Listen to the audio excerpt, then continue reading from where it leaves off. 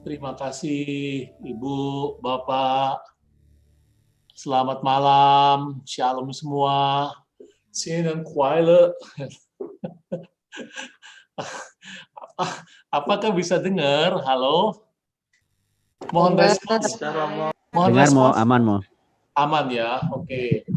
Nah, saya pertama-tama saya mengucapkan terima kasih nih pada Ibu Mena sebagai koordinator PD di Alam Sutra, Mega juga yang jauh-jauh hari minta saya untuk memberikan renungan.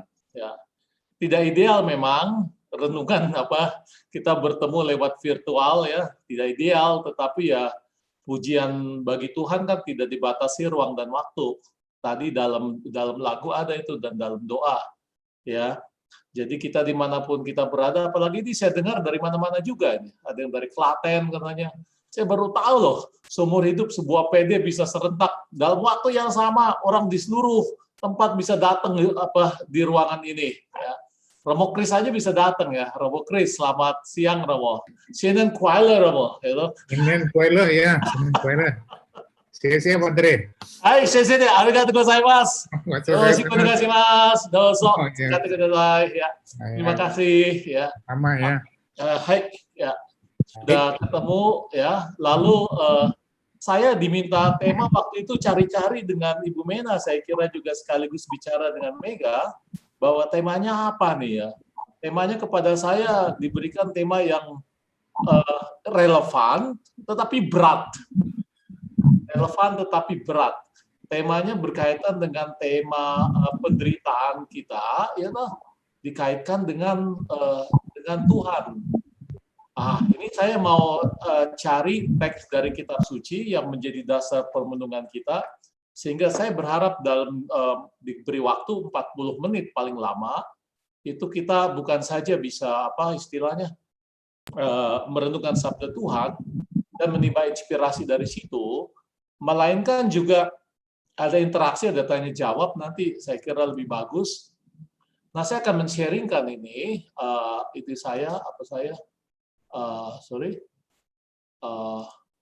bahan saya mohon respons dari host, apakah kelihatan ini? Halo? Kelihatan, oh. Ya, Oke. kelihatan jelas ya. Ya, terima kasih kalau gitu atas responsnya. Ini begini-beginian selalu saja perlu ditanya ini, karena kadang-kadang kan entah koneksi atau apa nggak oke ya, lalu kita udah bicara lama tapi ternyata nggak lancar ya. Ini sudah oke. Nah, itu temanya itu adalah pandemi berkat atau kutuk. Ini seakan-akan mengingatkan saya pada pertanyaan Musa nih kepada orang Israel kan ya. Pilih, kau mau pilih mana nih sekarang? Aku menawarkan padamu berkat atau kutuk. Pilihlah berkat, kata Musa kan kepada orang Israel. Nah, ini juga pertanyaan yang sama, berkat atau kutuk, berkaitan dengan pandemi, bukan berkaitan dengan persoalan di padang gurun. Ya. Nah, bisa juga dikatakan bahwa ini soal teodise. Kalau kita bicara tentang tentang persoalan ketuhanan, ini teknisnya itu disebut teodise. Teodise itu berarti menjelaskan keadilan. Keadilan itu dike ya, bahasa Yunani. Keadilan dari Allah. Allah, theos, ya. Bagaimana keadilan dari Allah itu mesti dijelaskan berhubungan dengan fakta ada pengalaman nggak enak, ada pengalaman buruk, pengalaman pandemi ya, tapi juga pengalaman macam-macam, pokoknya pengalaman negatif, entah itu patah hati, entah kehilangan orang yang kita cintai, atau juga penderitaan sendiri yang menderita, itu bagaimana. Jadi ini dalam istilahnya pembicaraan klasik, ini disebut pembicaraan tentang teodise, bagaimana menjelaskan keadilan dari Allah berhadapan dengan pengalaman buruk dan penderitaan manusia. Nah, bahan yang menjadi titik tolak permenungan kita itu adalah ini. Itu dia. Saya mohon siapa yang bisa membacakan ya. Saya akan bacakan ya. Silakan, Doso. Ya, dari bacaan dari Yohanes 9 1 sampai dengan 7. Ya. Orang yang buta sejak lahirnya. Waktu Yesus sedang lewat, ia melihat seorang yang buta sejak lahirnya. Murid-muridnya bertanya kepadanya, "Rabi, siapakah yang berbuat dosa? Orang ini sendiri atau orang tuanya? Sehingga ia dilahirkan buta?" Jawab Yesus, "Bukan dia dan bukan juga orang tuanya, tetapi karena pekerjaan-pekerjaan Allah harus dinyatakan di dalam dia. Kita harus mengerjakan pekerjaan Dia yang mengutus aku selama masih siang.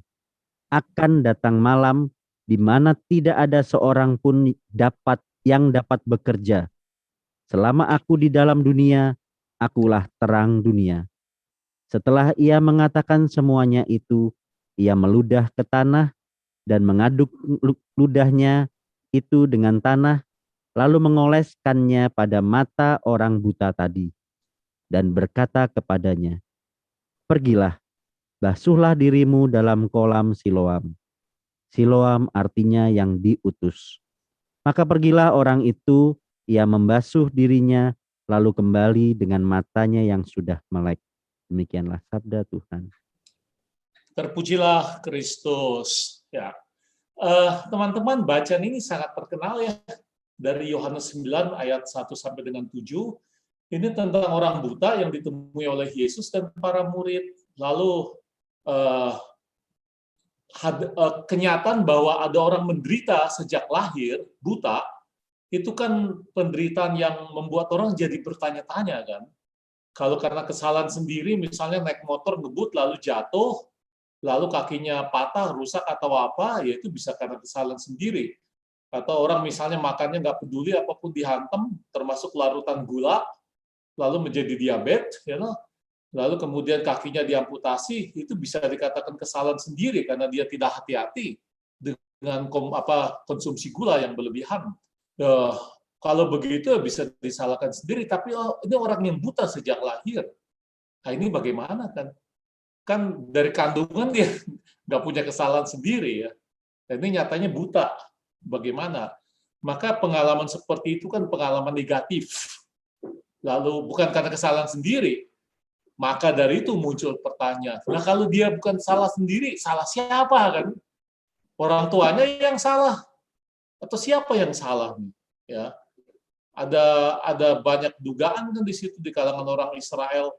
Bisa juga orang tuanya yang salah, bisa juga yang salah itu adalah dosa turun-temurun, itu dalam paham perjanjian lama. Bisa saja juga yang salah itu adalah seluruh umat Israel. Jadi ada macam-macam pertanyaan di balik itu. Lalu orang mencoba mencari tahu ada apa itu kan. Nah, Yesus menjawab menarik bagi saya. Bukan dia, bukan orang tuanya, bukan juga orang Israel kan, kalau mau ditambah. Bukan dia, bukan orang tuanya, ketika orang pada sibuk mencari siapa nih yang salah nih kan, sehingga orang ini buta. Ini orang di depan mata kita ini menderita ini. Siapa yang salah nih kan? Bukan dia, bukan orang tuanya. Lalu siapa? Ah, Yesus menjawab bagus. Bukan dia, bukan juga orang tuanya, tetapi karena pekerjaan-pekerjaan Allah harus dinyatakan di dalam dia. Ya. Lalu siapa yang mengatakan yang melakukan pekerjaan Allah? Pekerjaan Allah harus dinyatakan di dalam dia. Tetapi siapa? Kita harus mengerjakan pekerjaan dia yang mengutus aku. Selama masih siang, akan datang malam di mana tidak ada seorang pun dapat bekerja. Jadi, supaya kemuliaan Allah harus dinyatakan di dalam orang yang buta itu. Tapi bagaimana kita menyatakan kemuliaan Allah itu dinyatakan lewat orang itu? Dijawab saja kalau begitu. Yang harus mengerjakan pekerjaan itu adalah kita. Kita harus menyatakan kemuliaan Allah. Pekerjaan-pekerjaan Allah supaya Allah dimuliakan. Nah, lalu Yesus menjawab, selama aku di dalam dunia, aku adalah terang dari dunia. Orang buta ini itu gelap hidupnya. Dan orang buta ini di hadapanku konkret. Dan aku mau melakukan pekerjaan dia yang mengutus aku. Maka sekarang aku mau perlihatkan kepadamu bahwa bukan orang tuanya, tetapi kemuliaan Allah itu, pekerjaan Allah akan dinyatakan di dalam dia. Lalu apa yang terjadi? Yang terjadi ayat 5, ayat 6 maksudku. Lalu ia meludah ya ke tanah dan mengaduk ludahnya itu dengan tanah, lalu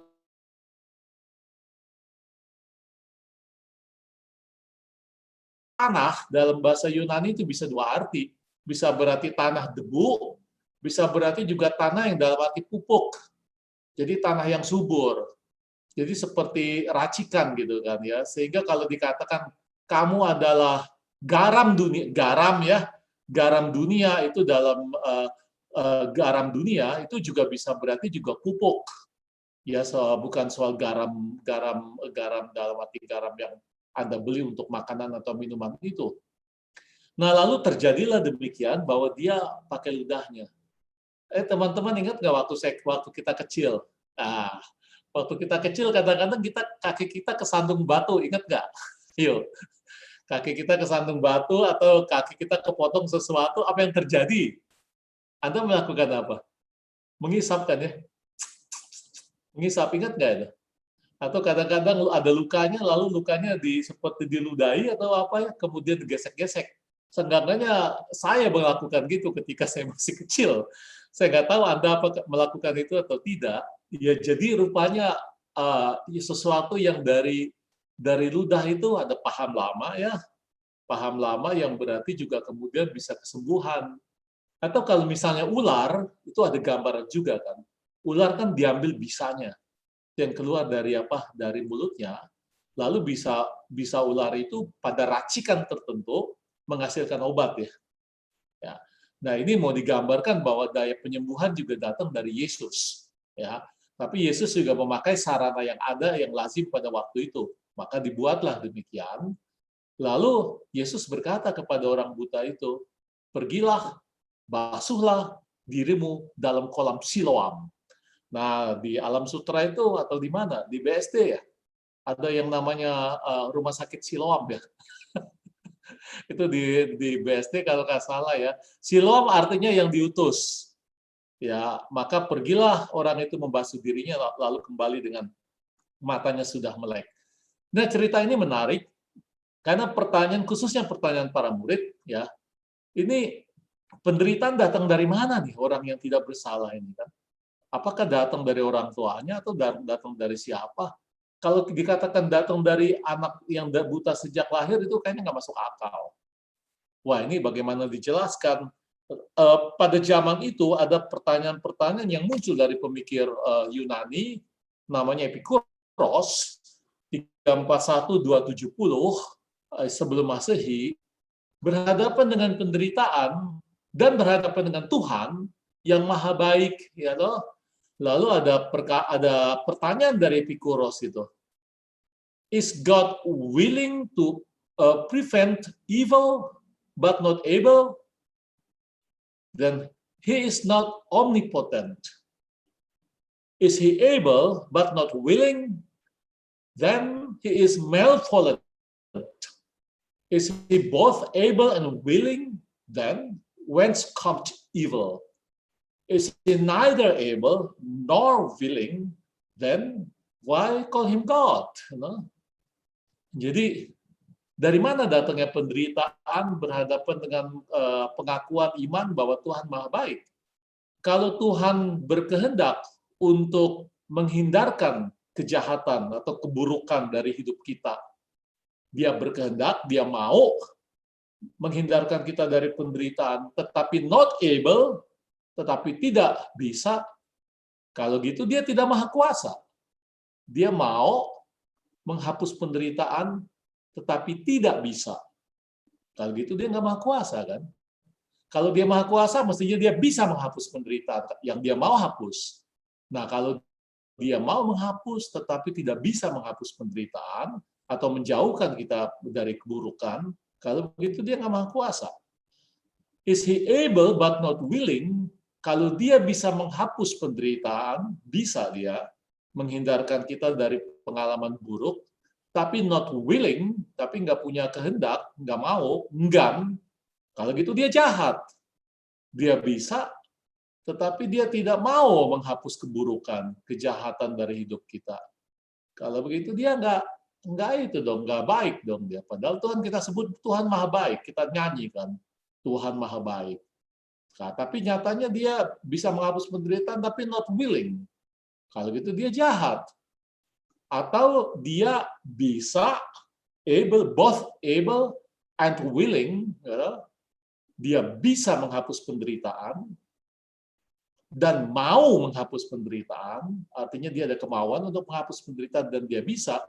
Loh nyatanya kita masih ada penderitaan kok, masih ada pandemi kok, masih ada pengalaman-pengalaman buruk kok, masih ada kita misalnya mengalami kecelakaan-kecelakaan kok, sesuatu yang nggak berjalan menurut keinginan kita. Then, whence come to evil, you know? Dari mana datang itu keburukan-keburukan? Atau is he neither able nor willing? Itu artinya dia tidak bisa dan tidak mau. Kalau gitu kenapa lu panggil dia Tuhan? Pertanyaan ini kurang ajar.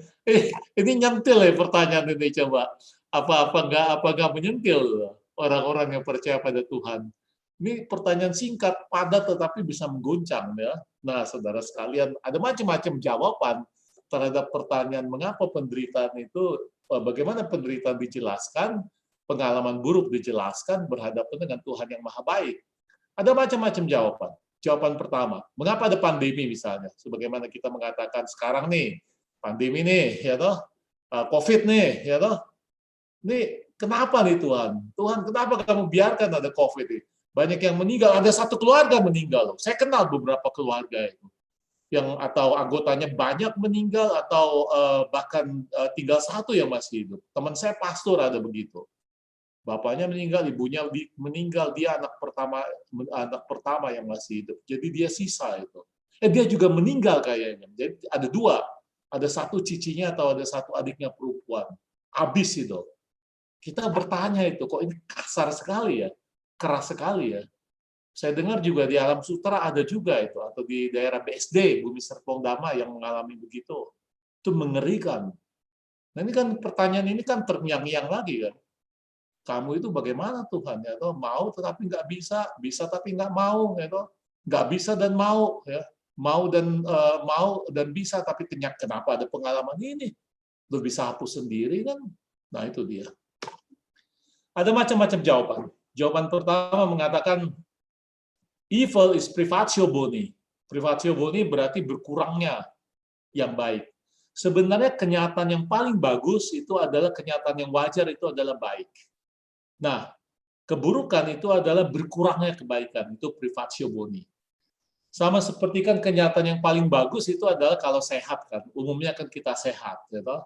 Sehingga apa itu kalau sakit? Kita mengatakan sakit berarti kurang sehat, gitu.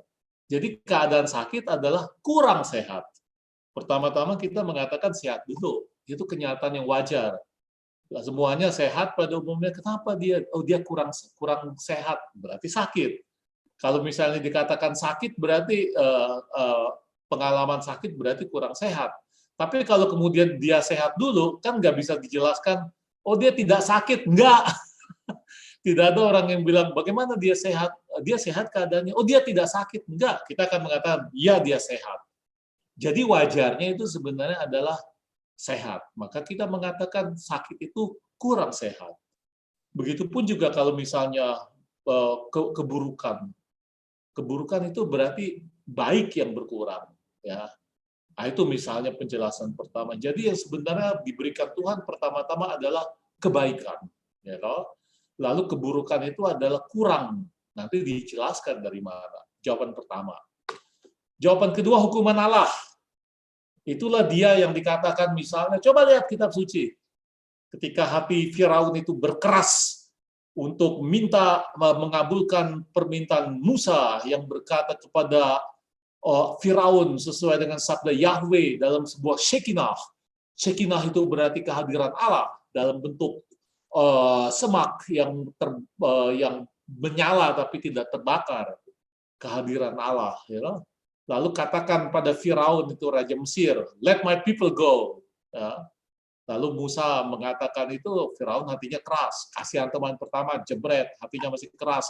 Kasihan teman kedua, tulah, jebret, hatinya masih keras. Kemudian juga air menjadi darah, hatinya masih keras, jebret. Sampai akhirnya kemudian hukuman yang paling keras adalah semua anak sulung dari wangsa Mesir itu akan meninggal. Anak sulung dari wangsa, dari dinasti, dari bangsa Mesir itu akan meninggal, termasuk binatang-binatang. Lalu meninggallah anak dari Firaun itu. Baru kemudian Firaun terpukul, lalu dia mengatakan, oke, silakan kamu Israel pergi dari sini, kan? Bawa kamu kepercayaanmu, pergi kepada Tuhanmu, sebagaimana Musa memimpin kalian. Jadi penderitaan, khususnya kehilangan anak, itu adalah hukuman Allah. Coba lihat kitab suci bilang begitu. Jawaban kedua. Jawaban ketiga, alam balas dendam. Misalnya saja pandemi.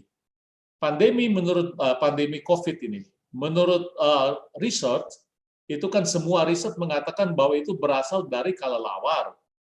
Mengapa kelelawar? Ya kelelawar yang masuk ke kota dan membawa virus kelelawar itu. Setiap virus binatang mempunyai efek tertentu terhadap manusia. Terhadap binatang tidak, tapi terhadap manusia punya efek tertentu. Semua virus. Kadang-kadang bulu kucing aja punya efek kok terhadap anak, misalnya yang dikandung oleh seorang ibu. Lalu si anak nanti akan mengalami toksoplasma, ya kan? Nah, maka dari itu kalau ada misalnya mengapa itu karena kelelawar habitatnya dirusak. Kita punya teknologi dan teknologi bisa menggarap alam 24 jam sehari, tinggal pencet knop, lalu bekerjalah mesin itu.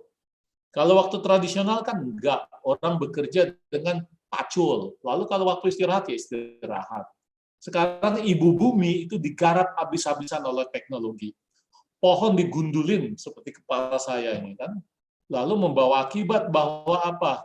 Tidak ada habitatnya. Nah ini dia. Jadi alam balas dendam, saudara sekalian. Dia dihancurkan oleh manusia, dan manusia balas dendam sama seperti COVID itu yang dibawa oleh kelelawar, dan kelelawar itu alamnya dihancurkan, habitatnya dihancurkan, maka dia kemudian juga datang ke tempat manusia dan terjadilah penularan itu. Banjir terjadi karena semua diaspalin, tidak ada misalnya tidak ada tempat untuk tanah. Lalu bagian atas di puncak itu digundulin dengan akibat bahwa kemudian tidak ada resapan lagi, maka air maju dengan cepat tanpa hambatan lewat sungai, dan sungai itu masuk ke muara dan bermuara di Jakarta. Jakarta yang paling rendah adalah yang kena. Jadi alam balas dendam. Penjelasan berikut. Penjelasan yang paling keren itu datang dari seorang pemikir Leibniz, yang pemikir dari Prancis. Dia membuat buku yang terkenal, Essai de théodicée sur la bonne de Dieu, la de l'homme et l'origine du mal. Ya, itu berarti tulisan tentang Theodicée, tentang tadi saya katakan kebaikan alam berhadapan dengan penderitaan manusia. Menyangkut la bonne de Dieu tentang kebaikan Allah, la liberté de l'homme tentang kebebasan manusia, l'origine du mal tentang asal usul dari kejahatan, dari keburukan, ya, dari evil. Bahasa Latinnya malum, bahasa Perancisnya mal, ya. Nah, dia punya jawaban yang menurut saya sangat canggih. Begini dia mengatakan. Kita bedakan saudara sekalian 3 evil, 3 keburukan. Keburukan pertama itu adalah yang istilahnya nggak usah dihafalin saudara sekalian. Kita tahu maksudnya aja. Keburukan pertama itu dia katakan misalnya keburukan metafisik, misalnya bencana alam murni.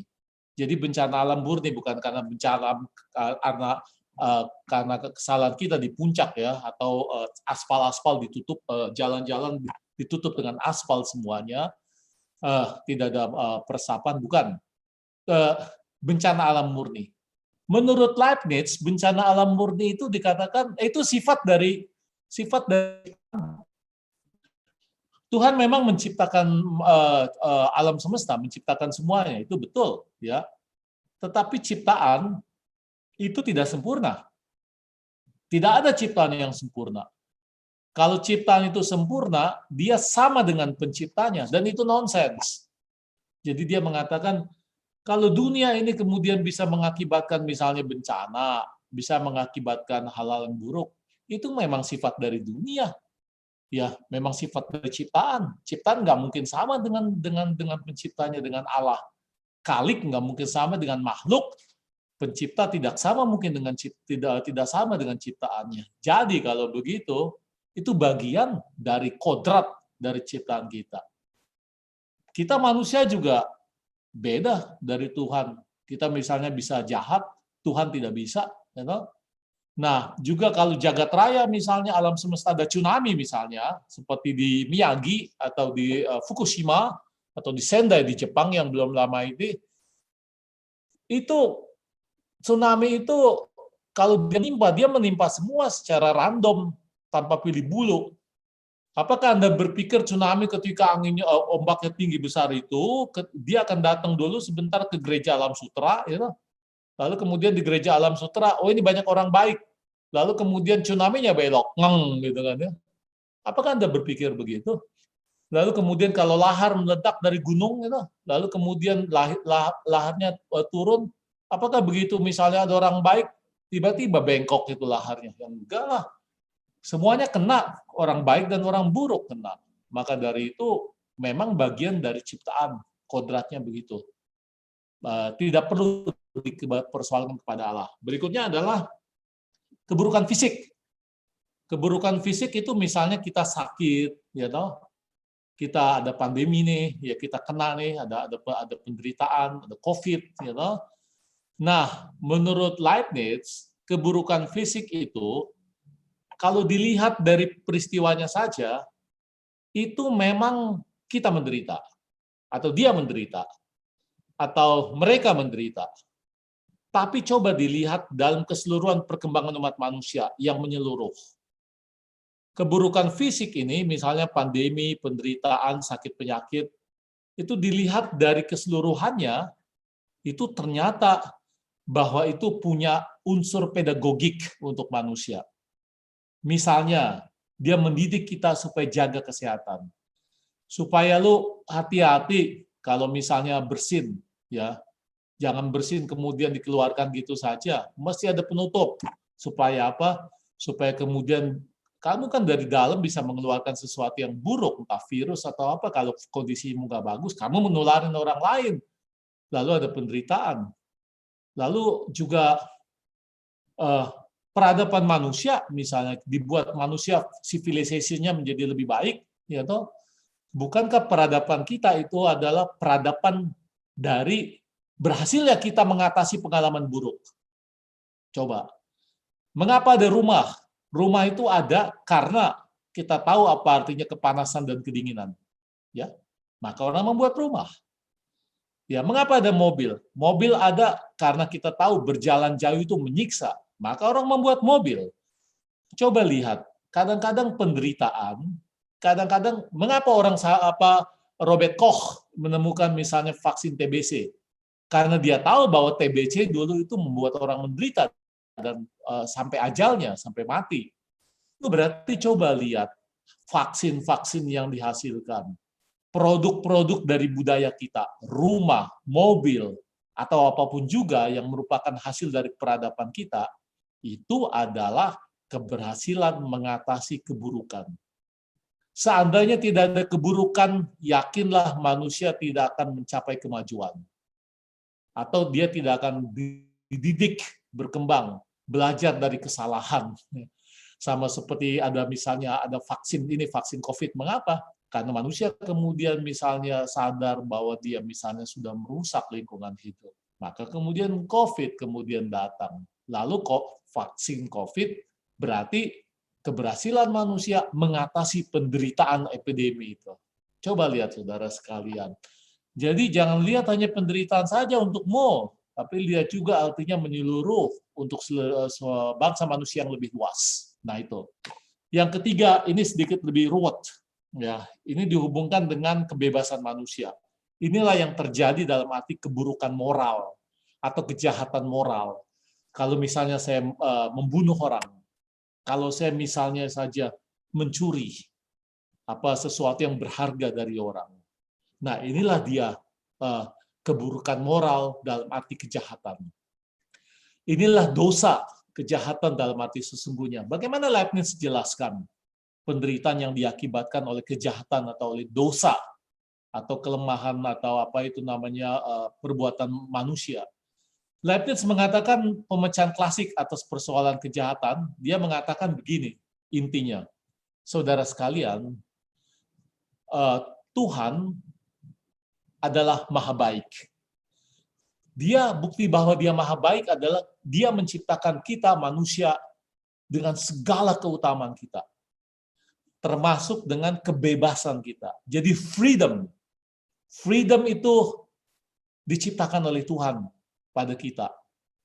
Kita manusia yang bisa berpikir, kita bisa membuat pertimbangan A, pertimbangan B, pertimbangan C, mikir A, mikir B, mikir C, dan berdasarkan pertimbangan itu kita punya freedom untuk membuat keputusan. Saudara sekalian, itu kebaikan Tuhan, ya. Nah, akibatnya apa? Karena kita punya freedom, kita bisa melakukan juga segala sesuatu termasuk yang melawan perintah Allah. Itu dia. Konsekuensi dari freedom itu adalah bahwa kita bisa melakukan yang Allah juga kehendaki. Bisa melakukan itu, tapi juga bisa melakukan kebalikannya. Yang Allah kehendaki bisa kita lawan. Kita bisa mengatakan, yes Tuhan, Engkau betul, maka aku lakukan. Tapi juga kita punya freedom. Kita bisa mengatakan, no Tuhan, lalu aku melawan kehendak Dia. Ya. Nah, saudara sekalian, kesengajaan, penyalahgunaan kebebasan, melawan kehendak Tuhan, membawa penderitaan. Itu dia. Jadi dari mana penderitaan datang? Penderitaan datang karena manusia kita ini menyalahgunakan kebebasan kita. Tuhan punya kehendak jelas, jangan mencuri, jangan membunuh, jangan berzina, jangan ini, jangan itu. Ya, tetapi orang yang disuruh oleh Tuhan itu, yaitu kita ini, adalah makhluk bebas. Dan karena kita bebas, kita bisa taat pada Dia, tetapi juga bisa tidak taat pada Dia. Nah, maka kalau kebebasan kita itu kita salah gunakan, bukan untuk melakukan kehendak Tuhan, tetapi melawan kehendaknya, terjadilah penderitaan. Disitulah kemudian misalnya Tuhan menginginkan perintahnya jelas dalam 10 perintah Allah. Dalam perintah-perintah gereja, dalam kitab suci, perintahnya jelas. Shema Israel, dengarkanlah Israel, Tuhan Allahmu hanya satu. Cintailah Dia dengan segenap hatimu, dan cintailah sesamamu seperti dirimu sendiri. Jelas perintahnya. Tetapi orang yang dikasih perintah itu punya kebebasan. Dan dengan kebebasan dia bisa melakukan kebalikannya. Maka bukan mencintai, kita membunuh orang. Bukan kemudian membantu orang, kita mencuri barang. Lalu di situ terjadi kejahatan. Jadi kejahatan terjadi karena kejahatan membawa penderitaan, itu terjadi karena kita menyalahgunakan kebebasan kita. Nah, saudara sekalian, Tuhan bisa nggak membuat kita menjadi baik saja 100%? Misalnya Pak Gun nih, Ibu Bernadette, dia diprogram oleh Tuhan, misalnya Tuhan punya superkomputer, ini Mega atau Mena atau Pak Gun ini semua diperintahkan dengan komputernya, cek gitu. Lalu dikatakan, lu gua cetak bagus semua. Lu hanya bisa taat pada gua kan.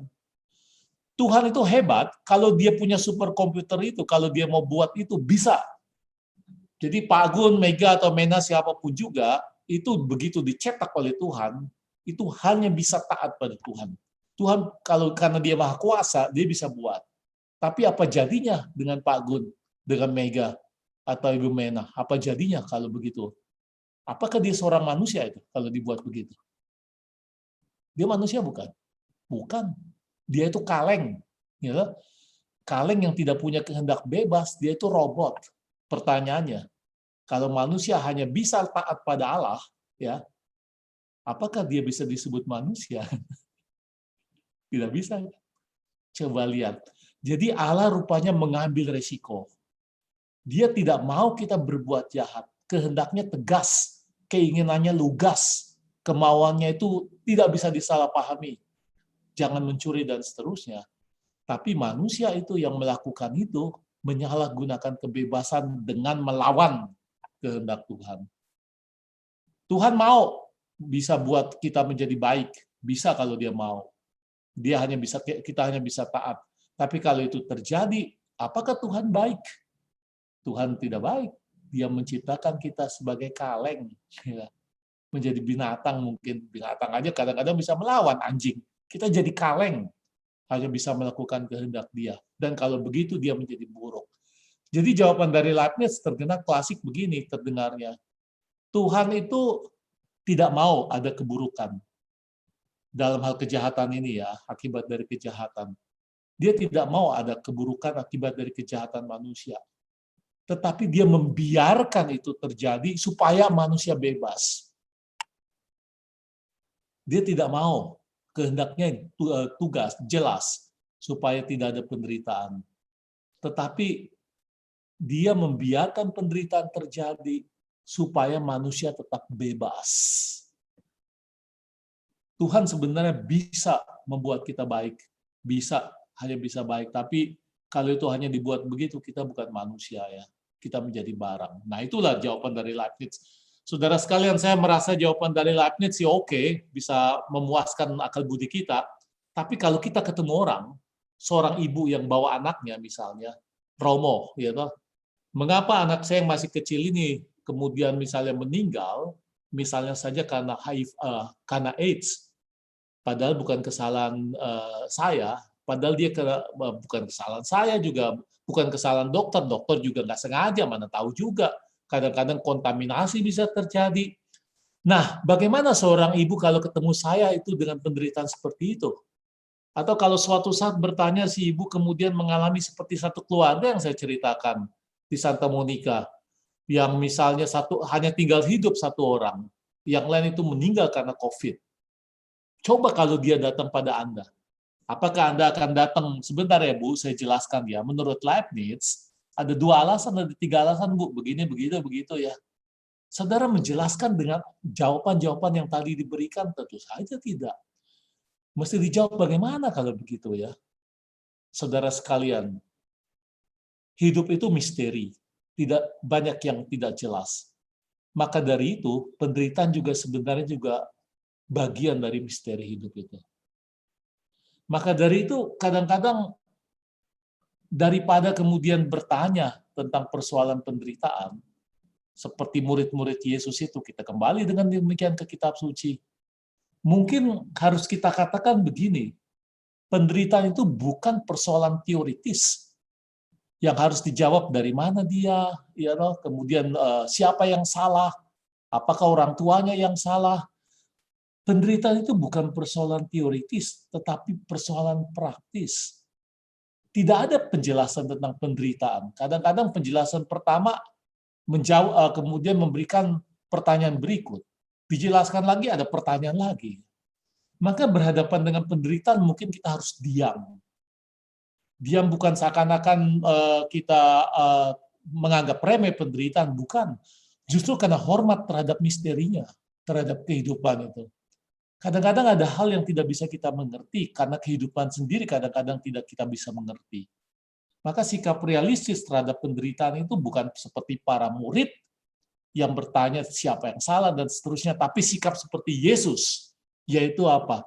Bersikap praktis dengan langsung menjawab orang yang menderita itu. Kesimpulan saya kalau begitu, sampai sekarang saya sampai pada keyakinan bahwa berhadapan dengan penderitaan itu, ini bukan persoalan teoritis, ini persoalan praktis. Itu berarti apa? Kalau ada orang kesepian, saya akan temani.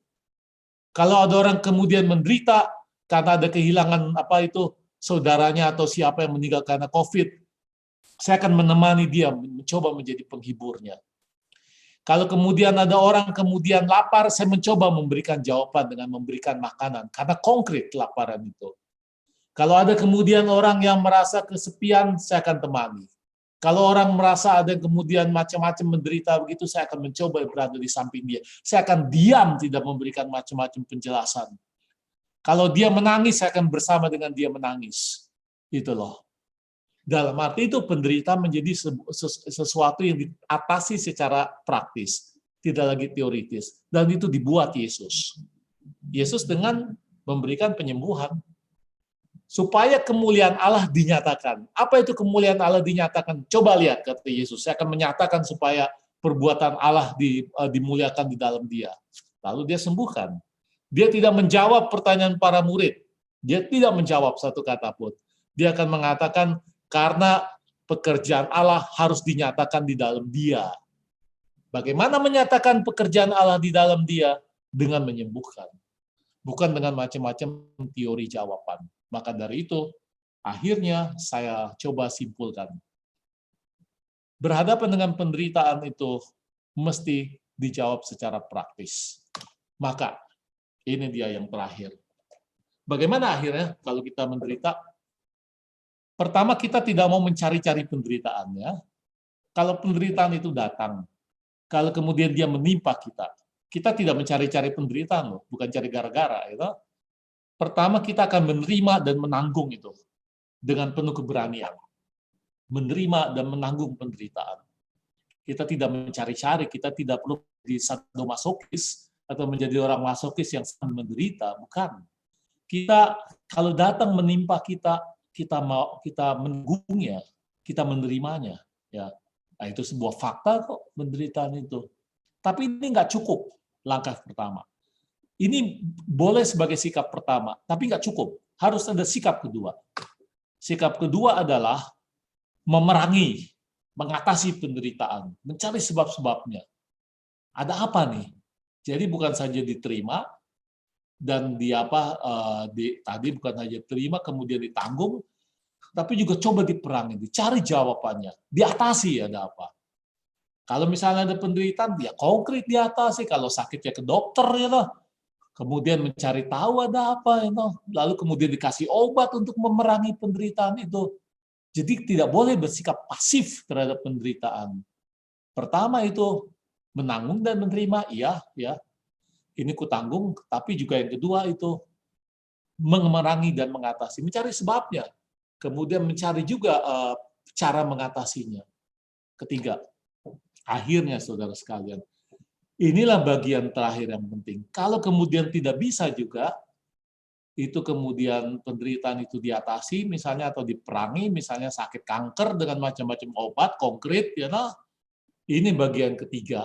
Kita mau menerima itu dan memeluk, embracing penderitaan dan kuterima sebagai bagian dari caraku menghayati hidup atau caraku berkomitmen memberikan kesaksian tentang hidup.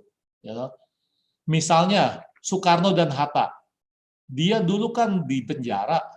Siapa bilang di penjara itu enak? Dia menerima itu sebagai apa? Komitmennya bagi kemerdekaan Indonesia. Jadi penderitaan ini diintegrasikan dengan keseluruhan hidup dari si Soekarno dan Hatta ini. Mahatma Gandhi pada waktu bangsa India sesudah dia bantu kemerdekaannya dari Inggris, pecah atau ribut antara yang Islam dengan yang Hindu. Dan bukan saja mereka ribut, mempunyai negara-negara sendiri, mereka saling bunuh. Lalu Mahatma Gandhi bilang, kalau kalian mau punya negara sendiri, nanti berkembang kemudian Pakistan dan kemudian menjadi India, itu nggak apa-apa kalian bicara, tapi kalau kalian saling bunuh, saya akan berpuasa sampai mati, kata Mahatma Gandhi. Lalu Mahatma Gandhi kemudian berpuasa. Siapa bilang berpuasa tidak menderita? Dia berpuasa menderita, tapi dia jadikan ini sebagai konsekuensi, sebagai resiko dari perjuangannya untuk dengan tanpa kekerasan itu kemudian bisa membantu bangsa India dan bangsa Pakistan kemudian itu bisa solusi damai. Dia berjuang untuk kedamaian. Prinsipnya yang terkenal adalah ahimsa, tanpa kekerasan. Nah, itu juga Yesus buat. Yesus juga buat kalau dia mengatakan, Bapak, ini bukan kehendakku salib ini. Maka kalau gitu, mohon memang bukan kehendakku, tetapi kalau kau kehendaki, aku terima itu sebagai konsekuensi dari panggilanku untuk menjalankan apa itu misi yang kau embankan bagiku. Aku nggak mau penderitaan ini. Tapi salib ini, Bapak, aku tidak mau salib ini. Tapi salib ini datang padaku, menimpa karena perjuanganku demi Engkau. Maka kalau ini terjadi, piala ini terjadi, aku terima. Maka di situ penderitaan diterima sebagai konsekuensi dari misi. Sama seperti orang yang menderita kanker. Kalau kemudian dia udah cari sana sini tetap nggak bisa, dia tetap bisa mengatakan, aku tahu sumber kekuatanku, aku bisa bertahan dalam situasi seperti ini. Aku tahu siapa percaya. Nah, di situ dia kemudian bagian ketiga. Dia mengintegrasikan penderitaan dengan keseluruhan hidupnya sebagai orang Kristen. Bahwa meskipun aku susah, aku berani percaya. Itu ada seorang pendoa, ada seorang Protestan, saya kenal mahasiswa saya namanya Lisa. Akhirnya saya tutup permenungan ini dengan kesaksian Lisa. Saya merasa terharu sekali. Dia itu meninggal karena sakit lupus. Sakit lupus ya, saudara sekalian. Semua organ di dalam tubuhnya itu sudah digerogoti itu oleh autoimun yang menghancurkan dia. Dia menderita, ya. Tapi apa yang terjadi? Yang terjadi adalah akhirnya dia semakin payah. Lalu 3 hari sebelum dia meninggal, dia kirim WA padaku, bunyinya begini. Ya. Romo, aku merasa menderita sekali. Doaku terasa tidak didengar. Ya. Sakitku begitu menghantam aku. Aku berteriak tiap hari, tetapi doaku seakan tidak terjawab. Tetapi aku memilih dekat dengannya. Aku membiarkan tanganku dihancurkan, tubuhku dihancurkan oleh tangannya yang sudah menciptakan aku. Nah itu loh. Dia menderita sekali, tetapi aku memilih dekat dengannya, dan aku membiarkan tubuhku dihancurkan oleh tangannya yang menciptakan aku. Saudara sekalian, ini doa. Lisa menggabungkan seluruh penderitaannya dengan kesaksiannya. Juga di dalam pengalaman susah, aku bisa berpasrah. Aku membiarkan diriku, tubuhku dihancurkan oleh tangannya yang menciptakan aku. Ini yang saya maksud nomor 3. Jadi saudara sekalian, demikianlah kita diharap, bukan kehendak Tuhan bahwa kita menderita, kehendak Tuhan adalah supaya kita bertahan dalam penderitaan. Dan kehendak Tuhan adalah kalau kita menderita kita tetap memberi kesaksian. Tuhan, dalam situasi seperti ini, aku masih bisa menyerahkan diri padamu. Nah, maka Mazmur-Mazmur kadang-kadang juga mengungkapkan itu ya. Meskipun protes, Mazmur itu sebuah doa. Karena dia mengarahkan protesnya itu kepada Tuhan di dalam penderitaannya. Dan dengan demikian penderitaan diubah, diintegrasikan menjadi kesaksian hidupnya sebagai orang beriman. Jadi saudara sekalian, bukan nomor 1 itu penting, menerima dan menanggung penderitaan, tapi nggak cukup. Memerangi itu menjadi lebih penting. Kalau ada penderitaan diatasi, ya, dicari sebabnya. Tapi lebih dari itu, kalau tetap tidak bisa, baru bagian ini. Menjadikan penderitaan itu komitmen, perjuangan, kesaksian hidup dari aku sebagai orang yang percaya kepada Dia. Dengan demikian persis 45 menit ini saya akhiri. Terima kasih.